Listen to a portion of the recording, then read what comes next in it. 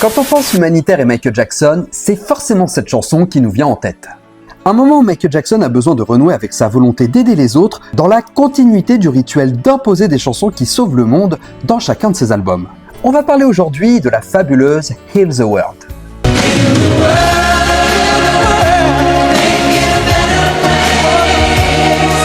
Dans cette vidéo, nous reviendrons sur les inspirations qui ont amené Michael Jackson à écrire et composer ce titre. Nous reviendrons bien sûr sur son métrage et les prestations scéniques du titre, dont une des plus mémorables pour le monde. Mais pour commencer, revenons à la genèse de la chanson. Après l'album Bad, Michael Jackson est dans son domicile à Neverland.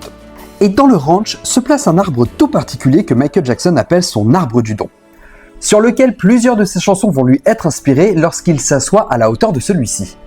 I wrote Heal the World in this tree, Will You Be There, Black or White, Childhood. Et comme vous l'avez entendu, Heal the World va faire partie de ses compositions. La chanson fait partie des premières compositions juste après l'album Bad, et Michael Jackson envisage déjà d'éditer le titre sur le projet embryonnaire de Dangerous, un best-of qui devait regrouper la trilogie de Quincy Jones, Off the Wall, Thriller et Bad. Le fameux projet Decade qui devait également intégrer des morceaux inédits dont Heal the World, qui devait initialement s'appeler Feed the World, que l'on pourrait traduire par Nourrir le monde. Cependant, le titre étant déjà pris par une chanson en face B du single Do They Know It's Christmas du collectif Bandhead de 1984, Nourrir le monde mute vers un message plus inspirant, guérir le monde, autrement dit, Heal the World. Et pour la première fois, Michael Jackson s'impose en tant que seul producteur sur une de ses chansons dans un de ses albums solo, démontrant l'importance pour Michael Jackson de chapeauter ce titre et d'en être le chef d'orchestre intégral, assurant alors que son message de paix en soit le plus authentique possible, tel qu'il l'avait imaginé. Et Michael Jackson sent bien que cette chanson va être un projet bien plus ambitieux que de faire de la simple bonne musique. Cependant, la composition s'accompagne tout de même d'un coup de pouce de la part de Marty Pesh, le père de David Pesh, membre du groupe Toto. Ainsi, le compositeur propose une mélodie qui va servir d'introduction à la chanson du titre, se joint de quelques notes de piano suffisantes pour annoncer la couleur d'une émotion engagée avant de démarrer la chanson.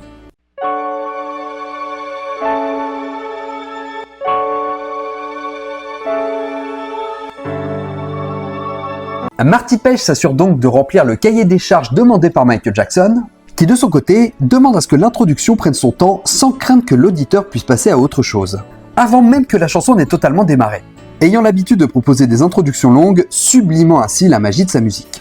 Et pour accompagner cette introduction, Michael Jackson propose une petite narration qui sera racontée par une petite fille.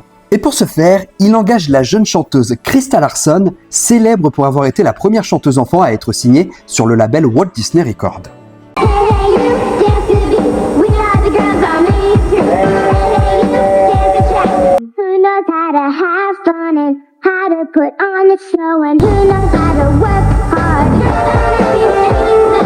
Cependant, la jeune chanteuse doit sortir de sa zone confort pour nous donner la prestation que Michael attend. Voulant alors un message solennel, et compte sur la jeune fille pour y poser un charisme imposant qui s'affirme face à des adultes dans le déni de la situation, poussant alors la jeune fille à faire preuve d'une maturité à toute épreuve, contrairement à ce qu'elle avait l'habitude d'interpréter. Think about the generations and to say we want to make it a better place for our children and our children's children so that they know it's a better world for them. And think if they can make it a better place. Car quand on y réfléchit, quoi de plus impactant pour un adulte de se voir faire la morale par un enfant? Et sur les conseils de David Pesh, Michael Jackson fait ensuite appel à John Baller. Michael Jackson avait déjà collaboré avec John Baller dans les années 70 lorsqu'il était chez Motown. Et si le nom vous semble familier, c'est tout simplement parce qu'il s'agit du frère Tom Baller, l'auteur-compositeur de la chanson She's Out of My Life. Michael Jackson et Baller s'entretiennent quant à savoir ce que Michael veut obtenir pour le morceau. John Baller se met donc à l'écriture, ne manquant pas de solliciter Michael à chaque étape pour s'assurer de retranscrire exactement ce que le King of Pop avait en tête. L'enregistrement est donc planifié, cependant Michael Jackson ne peut se rendre à la session dans la mesure où il est cloué au lit à cause de la fièvre. Baller décide donc de lui jouer la version finalisée par téléphone avec l'enregistrement des choristes pour pouvoir tout valider. Et c'est après 7 mois de travail et bon nombre de versions alternatives qui à ce jour dorment toujours dans les coffres que la version finale de Heal the World est enfin réalisée. À savoir également qu'une version spéciale est réalisée dans le cadre d'un CD promotionnel de Sony Music qui avait pour but de promouvoir une nouvelle gamme de lecteurs CD portables en 1993. Cette version propose en plus un témoignage de Michael Jackson qui déclare alors son intérêt pour les œuvres caritatives. Children show me in their playful smiles the divine in everyone. These children are a reminder of the preciousness of all life, especially young lives untouched by hatred, prejudice, and greed. Now when the world is so confused and its problems so complicated, we need our children more than ever. The mission of Heal the World, my mission, is healing, pure and simple. To heal the world, we must start by healing our children. Being with them connects us to the deep wisdom of life. This simple goodness shines straight from their hearts. Cependant, la campagne promotionnelle va finalement être annulée à la dernière minute, faisant de ce CD une rareté extrêmement convoitée par les plus gros collectionneurs. Michael Jackson veut pouvoir véhiculer son message au travers de la chanson, c'est pourquoi il décide de la promouvoir en single et de proposer un court-métrage pour accompagner le titre. Michael Jackson se tourne alors vers Joe Pytka, réalisateur avec lequel il a déjà collaboré sur The Way You Make Me Feel, sur Dirty Diana et sur les spots publicitaires Pepsi sur la période Bad et Dangerous. Et donc vu comme ça, le choix de Joe Pytka paraît assez surprenant dans la mesure où il sortait de sa direction artistique habituelle.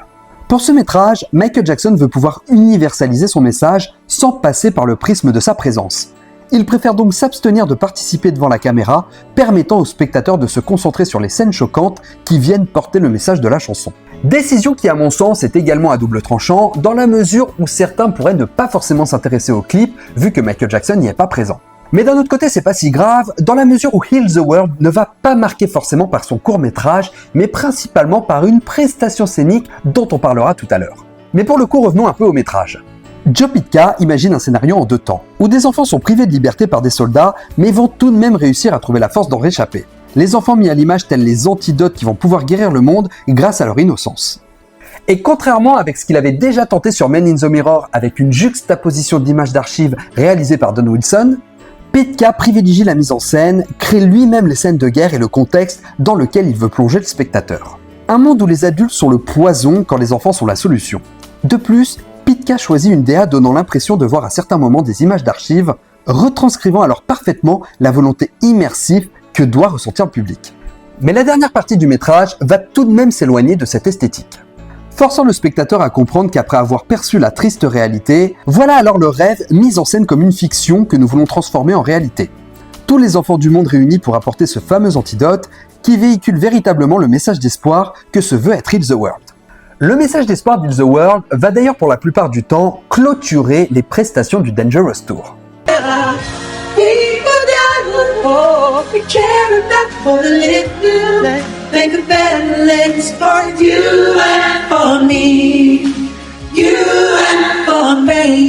Michael Jackson véhiculant toujours cette idée que les enfants sont la clé de la guérison pour le monde, les faisant ainsi monter sur scène à chaque fois. Des enfants venant de tout horizon, offrant la véritable fresque que doit être Heal the World. Mais tout à l'heure, je vous ai évoqué un événement qui, à lui tout seul, va rassembler près de 123 millions de spectateurs.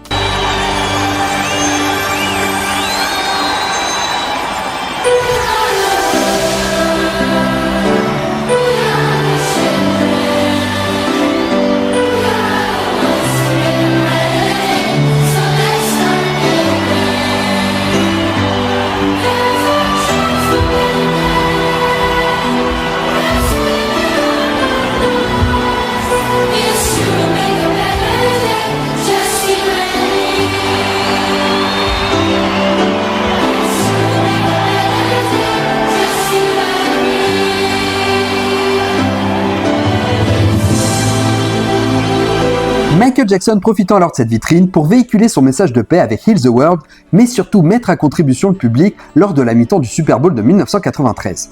C'est d'ailleurs le 26 janvier de la même année que Michael Jackson annonce dans une conférence de presse à Pasadena sa participation au Super Bowl.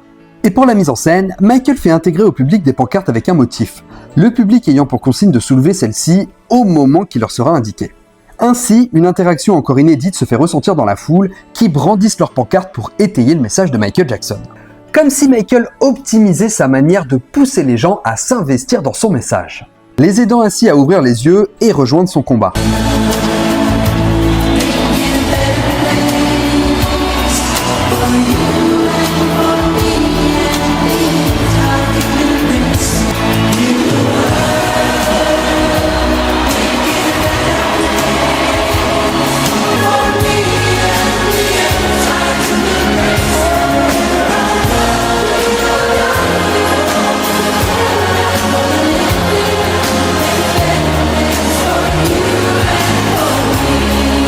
Car oui, il s'agit bien d'un combat dans la mesure où Heal the World va outrepasser ses fonctions de chanson.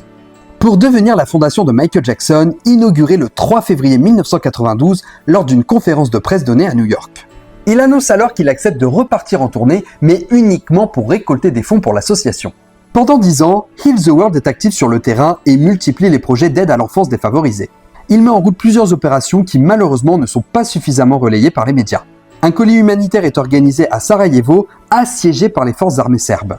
Et en 97, Michael Jackson accepte de reverser l'exclusivité des premières photos de son fils Prince à un journal anglais contre la somme de 3 millions de dollars qu'il reverse à sa fondation. Mais malheureusement, c'est en 2002 que l'association doit cesser toute activité, n'ayant pas suffisamment de financement. Mais n'empêchant pas Michael Jackson cependant de continuer à faire des dons pour l'humanitaire. Donc ce qu'on peut dire, c'est que Heal the World est finalement la suite logique du combat de Michael Jackson. Lui qui a toujours eu une pensée pour les plus défavorisés, cherchant toujours à véhiculer un message de tolérance et de paix, et ce, depuis la production de son album Triumph avec ses frères, au travers du titre Can You Feel It.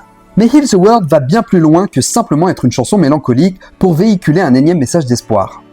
Elle est littéralement toute la quintessence du combat qu'il a toujours mené et ainsi optimiser l'humanité, la fraternité et la générosité de chacun. Et c'est là-dessus que nous terminerons cette vidéo. Merci beaucoup de l'avoir suivi jusqu'au bout. J'espère qu'elle vous aura plu. N'hésitez pas à liker, partager, commenter. C'est ce qui aide le plus la chaîne. Vous pouvez également devenir membre soutien et avoir accès à du contenu en avant-première. En attendant, pensez à vous abonner pour ne pas rater les prochaines vidéos. Moi, je vous laisse. Ciao les amis.